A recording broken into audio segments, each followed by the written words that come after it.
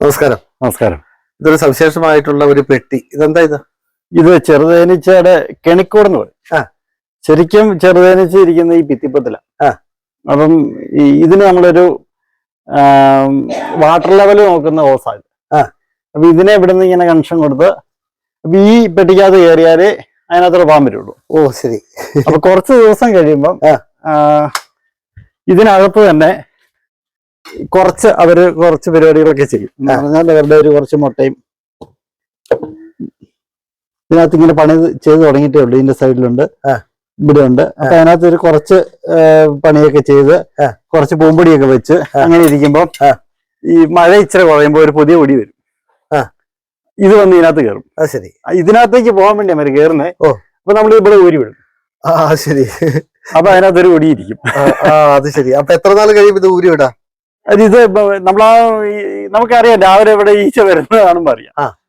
അപ്പൊ അവന്മാര് ഇവിടെ വന്നൊരു അലമ്പം ഉണ്ടാക്കി അതിനകത്ത് കയറാൻ വേണ്ടി അവന്മാര് വരുന്നേ. പക്ഷെ അതിനു മുമ്പ് നമ്മൾ ഇത് ഊരി വിടും. അത് ശരി. അപ്പൊ ഇതിനകത്ത് ഒരു കൂടി ഈച്ച കയറും. അപ്പൊ ഇല്ലെങ്കിൽ ഒരു 6 മാസം 1 വർഷമൊക്കെ ഇരുന്ന് കഴിഞ്ഞാൽ ഇതിനകത്ത് മുട്ട വരെ ആയി കഴിയുമ്പോൾ ഇത് നമുക്ക് ഊരി വിട്ടുകൊണ്ട് എടുക്കാം. അത് ശരി. എത്ര നാളുകൂടെ നമുക്ക് പെട്ടി നിറച്ച് നിറയും? 1 വർഷത്തെ 1 പ്രാവശ്യമേ ഉള്ളൂ ചെറുതിന് എടുക്കാൻ പറ്റും. എന്തോരം എടുക്കാൻ പറ്റും? 1/2 കിലോ കിട്ടുന്ന പെട്ടിയുണ്ട്. ഓ ശരി ശരി. ഈ പെട്ടിക്ക് പ്രത്യേകിച്ച് പേരുണ്ടോ? ഇല്ല, ഇത് നമ്മൾ ഉണ്ടാക്കിച്ചെടുക്കുന്ന പെട്ടി തന്നെയാ. അത് ശരി. അപ്പൊ നമുക്ക് ചുവരുകളിലൊക്കെ ഇങ്ങനെ തേനീച്ചകൾ ഉണ്ടെന്നുണ്ടെങ്കിൽ നമുക്ക് ഇത്തരത്തിലുള്ള ഒരു സംവിധാനത്തിലൂടെ നമുക്ക് അവനെ പിടിച്ചെടുക്കാം.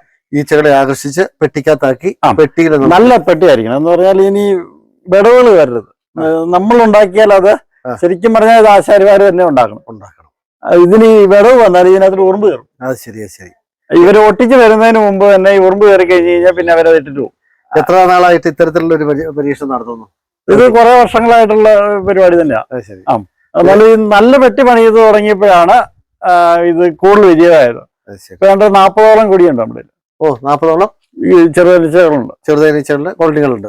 ഓ ശരി ശരി. അവിടെ പറമ്പിലുണ്ട്. അപ്പൊ ഇത് പലയിടത്തായിട്ട് വെക്കണം. കാരണം ഇത് അധികം ദൂരം സഞ്ചരിച്ച് പോകില്ലാത്തതുകൊണ്ട് നമ്മുടെ ഈ വട്ടത്തിലുള്ള തേനകളിലെ എടുക്കുള്ളൂ.